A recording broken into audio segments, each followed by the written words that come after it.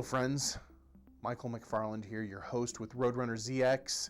We are on to part 2 of our video with Vivian Kong Doctora, and we are going to spend our time talking about her entrepreneurial ideas and things that have helped her to be successful here in the Bloomington-Normal market, things that I hope will help you.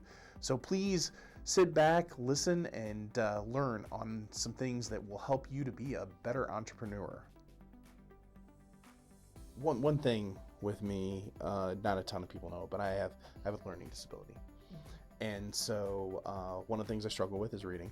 But because of that, I learned the technique to basically keep myself organized in my head. Mm-hmm. So I didn't do Post-its, I didn't do anything. I just would keep it in my head. And then that thing happened to me that happens to all of us is we get older. And I couldn't keep it all in my head. And I had family, and so I had to do the focus of how to stay organized. Yeah. And so I stopped trying to do it like everybody else, and I tried to figure out what worked for Michael. Mm-hmm. So what is it for you that helps you to stay organized? And you could say to the viewers, hey, this is not a hard process. You can have a lot of things going on and have a lot of balls in there, but you're going to have to do some things to, make sure that you can stay with it. What do you do? That's a good question. I don't think I have, and I have tried a lot of different things too. One thing, when I step away from having a 9-to-5 to being on my own, is all of a sudden I lose control of how to organize my life. Mm-hmm. Because my life was organized by other people. People put calendar, like meeting on my calendar, right? They fill it out. I don't even have control of it. And all days I'm just in meeting. So when I don't have all those meetings anymore, my calendar now is wide open. It's up to me what I want to put it in. And then there are times when I'm just try to put it in because I want to stay busy. But then I start feeling like, what did I do all day? I would sit down at the end of the night and I was like, what did I do all day today? I have accomplished absolutely zero, nothing. All I do was running around, getting myself all busy. So I don't know I have the magic formula. For me, as my kids start getting older, I started to just block time on my calendar where I will say, I'm only going to meet people on this day and this day. Any other day, even if I'm available, unless there's someone that I really, really wanted to see, I will squeeze them in. So I'm trying to protect my time a little bit more. I'm still not probably good at it because my kids actually have no boundary or respect to my calendar. No, they don't. Yesterday was no school day, and it was driving me crazy. Mm-hmm. But I'm trying to teach them to learn to respect my boundary. So we have a family calendar. Everybody have to put whatever they have going on there. So at one point of time, everybody knows where it needs to go, when they need to go. If it's not on the calendar, it doesn't exist. So I'm trying, but I don't know I have a magic tool or resources. What I want to say is that you have to figure out something that what works for you. And only you can protect your time. So if you don't set boundaries, other people's is going to set boundary for you. So either your kids, your husband, or other people. So I think it's important to really dig in and figuring out what works best for you. What works for me may not work for other people, and I don't have a magic formula. I've tried to lay this out in an easy way for people, especially on hard tasks. If it's not like breathing, you're not going to do it. Mm-hmm. And so whether that's exercise or anything you're lay out there, and don't listen to anybody else, because everybody else is going to say you're doing it wrong. Yeah. But you've got to find that magic tool for you. Yes. To be successful. Yes. And something that I had from 20 years ago, I just implemented last fall, and it didn't work for me back there, but there were a few things I laid out in it. And so I do block scheduling every single week. And so Friday, I start going through my next week. And where before, my mind would go, I have a lot of open time for this next week. Because, I only have this scheduled, this scheduled, this scheduled. And so those are the main things. So that's real easy. I block it out on my schedule, and then I have my task list. And I don't know if you've seen the box, but I lay out the little box out there of urgent, not urgent, important, not important. And so I start with that drawing, and then I lay out, my urgent, important, my not urgent, important. And then my other two boxes are either stuff I'm delegating out or just saying absolutely no to people.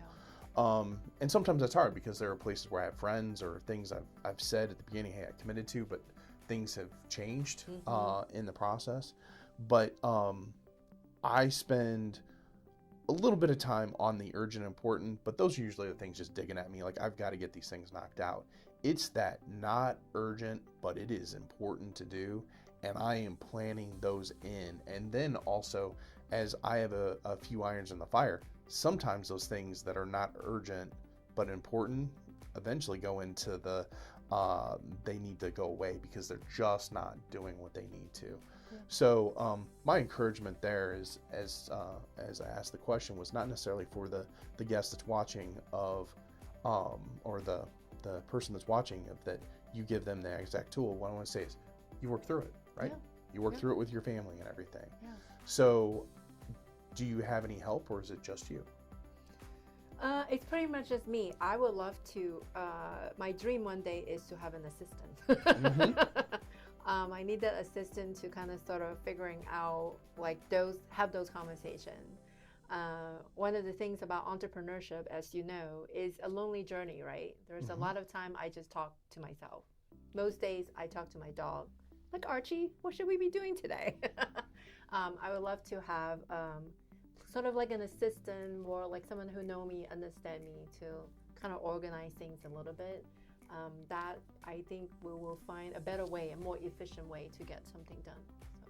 Well, I would say for myself, the best conversationalist I have is me. And so the best thing in the entire world is the Bluetooth phone, because if you watch me driving down the road, I'm just talking. And it used to be like everybody thinks I'm like crazy because they can tell I'm not singing. Now it doesn't matter because everybody's like, well, he must be on the phone if he's just like talking to himself. But a lot of it is just I'm hashing out ideas and different things of what do I need to do. And so most of the best conversations, my craziness is with myself. So you talk about being a serial entrepreneur. How do you distinguish between a good idea, an idea that may be developing, and just an idea? That's it. They finally are, I'm not going to go anywhere with this.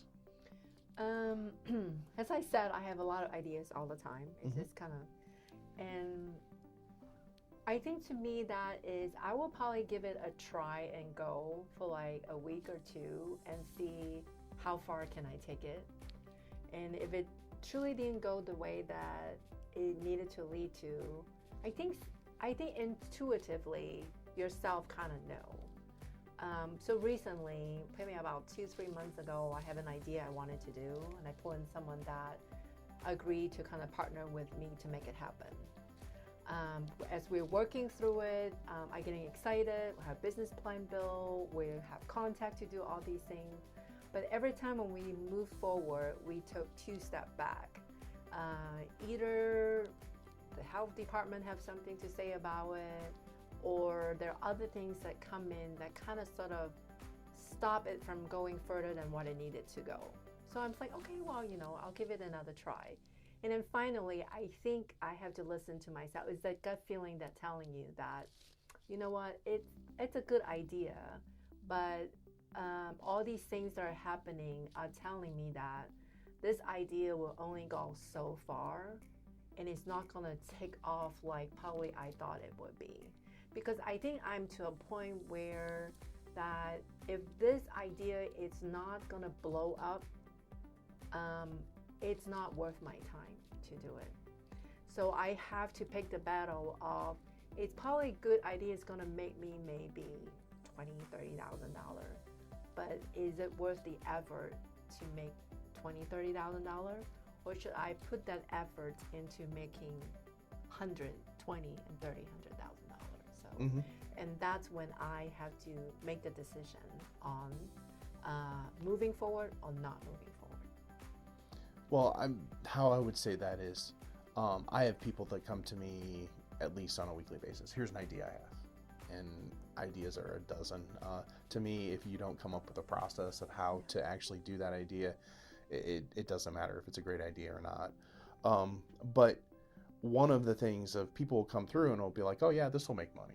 I agree with you. But I don't need another job. I don't need more work. Like, I don't wake up in the morning going, hey, if I could do a lot more work today, that would be great. I wake up in the morning, it's like, okay, how do I utilize the talents that I've been given to then try and help me have success out there? And there's only one me, there's only one Vivian. And so, hey, that's a pretty special thing. So what do I do that's out there? And so back and forth, they're going through. It's like, yeah, this is gonna be a lot of work. I don't need work. Like I'm busy enough. I don't need to. I'm trying to figure out what to cut out today, not what I need to add. And so I think that is a very important step, especially as you talk about the thing of, if you're excited about ideas, and I am, like, it's like, oh, I love the idea process. But then when it hits the brass tacks of how do we put that together to have success, it's like, okay, that's a different game. And okay, how do we start building it? And I've had many persons like, oh, you're negative. No, I'm not negative. I've just been a part of the process, and I don't really want to spend that much time on this. So let's spend a second talking to your daughter or your kids. So there's this thing called the Young Entrepreneurs Marketplace that you've set up. What is that, and kind of help everybody understand why you set it up? So the idea came probably about 3-4 years ago, maybe. So my daughter started making jewelry, like bracelets or what have you. But she has nowhere to really sell it. Yeah, she can probably sell it a garage sale or online, but there truly isn't a place. So she started selling it at farmer's market alongside with me. She set up a little table when I was selling my bao at farmer's market, and she was making good money. I mean, she was making good business. And then all of a sudden, I'm like, there truly isn't a place here in the community in town that allow young entrepreneurs like her who have an idea, who start making things and want to make some money, you know? And it's not just about making money too. I can see how she's opening up more, because she have to talk to stranger. People's gonna come to her and say, how much is this? What is it? Did you make that?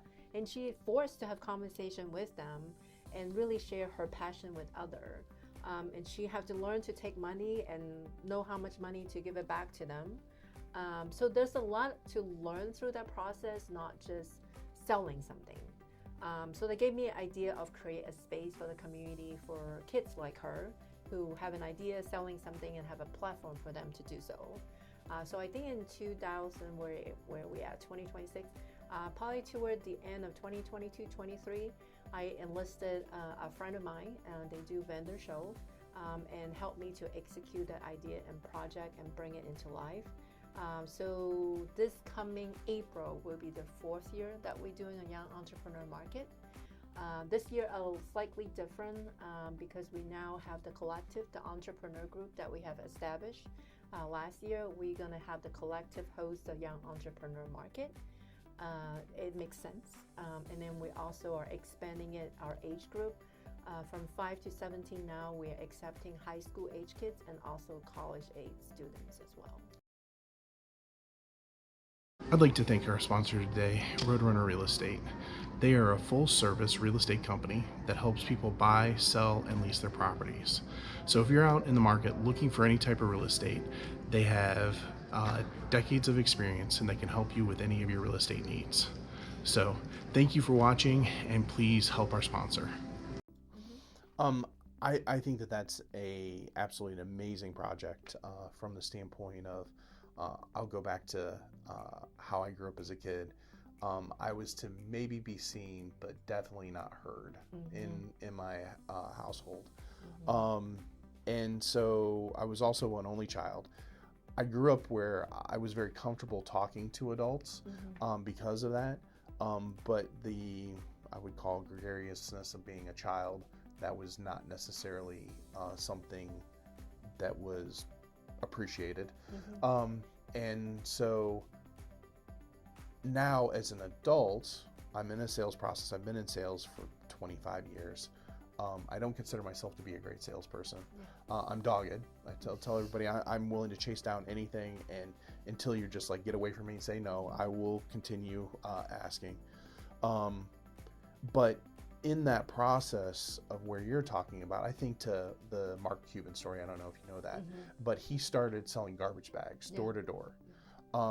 And so he's probably the cute little kid, so that went a little bit easier of selling garbage bags, but there's still that process of no. And so I think that that's probably one of the most important things for kids to know in business. You know, you should have a safe environment, obviously, at home, but when you go out into the rest of the world, it's not your parents, it's not your family anymore. And so hear no, but don't hear like, no, you're a bad kid. It should be, no, I'm not taking it this time. And okay, well, I'm moving on to the next one that's out there. And so I think that that's something that really is a positive experience for the kids in our community that will help them grow and obviously get our next entrepreneurs for the future and everything. So you did a TED Talk. It was a year ago, correct? Yes, roughly. This year. What is something that you think, a big idea that is definitely Vivian, that the community needs to hear? Oh, you have some good questions.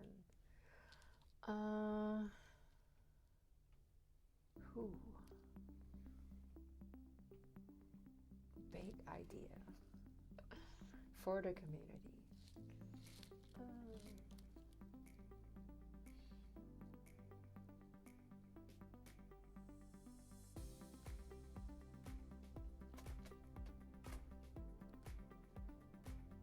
Chocolate covered bow.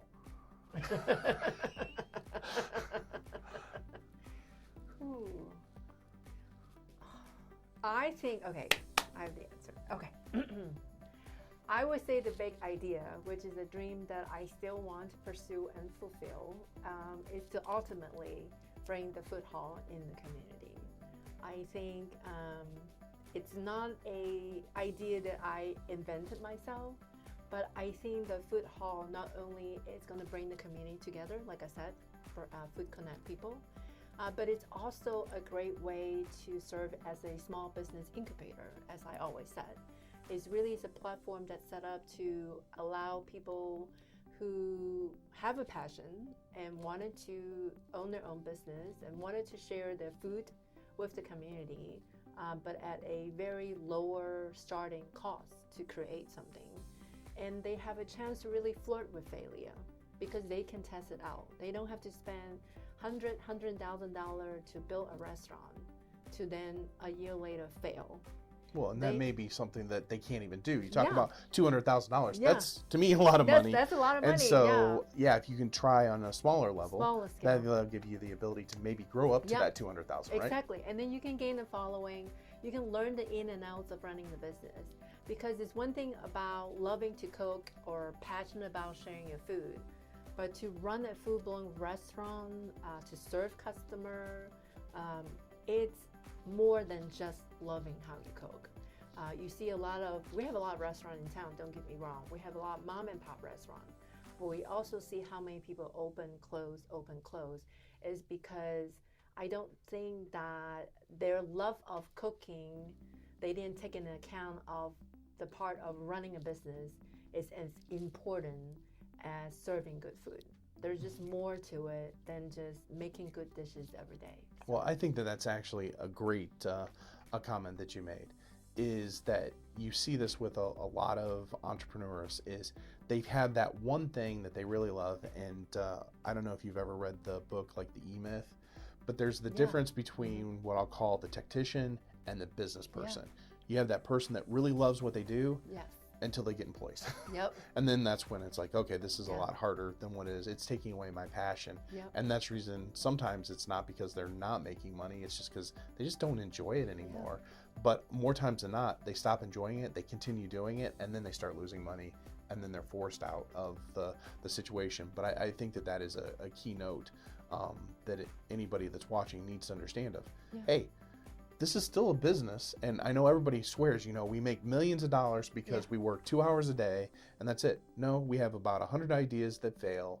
We have one that maybe makes it, and then we're out searching for that next thing that's out there, the Yeah. next passion that we can enjoy moving on into the future. Yeah. So you've talked about a lot. I've kind of taken it to the end about this whole thing with the food hall, okay? Yeah. Does some of this kind of come back to your youth and the markets and everything, with you and your sister running through and having the different foods and everything available to you? What was that experience like, and what things would you bring into the food hall from that experience? I think, I think one of the things that attract us to the idea of bringing the food hall in our community is that it brings back a lot of those memories. Hong Kong is not only it's a shopping haven or heaven, but it's also full of yummy food. So I think that being able to have option on one place is amazing. You can, as a family of 5, I always said that, or any size of family, your kids want pizza, but you want something more sophisticated. You can do it all in one place. You don't have to go anywhere. They can have pizza. They can go have the best pizza in the food hall, and you can go have the best food that they won't eat, but you can still eating together. You don't have to force someone to go to a Mexican restaurant because that's the only food that's available in a Mexican restaurant is Mexican food. Even though they don't like it, they're going to find something. But a food hall is different. Then you don't have to feel like you're forced to have to confine to that genre of that restaurant. You can still eat together and create memories, but you're enjoying different cuisine in one place. So, and again, it's about the experience. It's about that creating the memories all in one place. So. Okay. So if I have my research correct, your dad was the health inspector there in China, correct? Yeah, or in Hong Kong? Where you find this information? Okay. So my question is, you were going to those markets, and you know your dad's out there doing the inspections. Was there one of the places like stay away from there, but you're like, it's just too good to stay away from? Absolutely, absolutely. He used to tell us, well, there's a lot of like street market, right, in Hong Kong growing up, and it's and that's one of the things that he always asks us to stay away. But that's the one thing we probably always wanted to go to because he asked us to stay away. So yeah, but that's the best of the food. Okay, well, we are on to our rapid fire questions, so that means you have to think quick. Okay. So in Bloomington-Normal, if you have to grab a drink, where are you going to go? Oh, I don't drink, so, but if I have to grab adult beverages, I will say K-Grove. Okay, K-Grove. What's one ingredient you can't live without? Ooh, good question. Soy sauce. Soy sauce, okay. Then my next one is, with a Bao eating dinner and everything, you made it. Who is one celebrity you would love to sit down and serve your food to? Oprah. Okay. And why Oprah?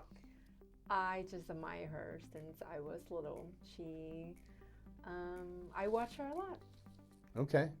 So my final question is, what is more stressful, Kobe Revolving Sushi, or trying to get your daughter to eat vegetables? My kids are not picky, so they eat anything. So I don't have to worry about forcing her to eat anything. Okay, so it's got to be the restaurant. It's got to be the restaurant. Yes, I work Valentine's Day, and I could not move for 2 days after that. So. Okay. So, as I said earlier, this is your camera over here. Okay. With all the stuff you have going on, what is it that you want the general public to know? Good question. That I'm just like anybody else who are chasing after their dream, not chasing, but living the life, knowing what they wanting to go. So I'm no different. Just because I look different, sound different, it doesn't mean that I'm different. We're all unique in our own way, and then we all have something to contribute back to the community, to the society. So if you have something, doesn't matter how big or small, I think that it's okay to step out of that and share that with the world. Because I think if we all share and contribute something to the society and the community, we'll be leaving in probably a better place than when we started. So I'm just going to help out here. You do realize Pete is going to be watching this too. Is there anything else that you have coming up in the near future that you've been working really hard on? Yeah, of course. I'm working hard with a lot of things. I have a lot of messages to share. That being on different platforms and speaking really kind of tickle my passion of wanting to do public speaking. So more to come on that. But yes, don't forget TEDx Normal, which I was on the stage on last year, is coming up in April 11th this year. We have 10 amazing speakers. Some are local, some are from out of town. So please, please, please buy ticket to go support them. Ticket is only $10, not expensive at all. But we would like to pack the house this year. So pack the house, support the community, support this speaker because you may not know, or you may find out that sitting in an audience, whatever someone said could inspire you to do something that you don't even know that you have within you. So go support them. Okay, thank you. Friends, thank you for watching today's video. We look forward to seeing you again on RoadrunnerZX. If you haven't subscribed to our YouTube channel, please subscribe, like the message, tell friends out there. We have our Facebook page that you can go out and like and follow. And then we also have our new podcast that's out there too, so you can also listen while you're out on your drive. But I'd like to thank our guest again, Vivian, for coming out and doing the video. And until next week, we'll have great messages for you.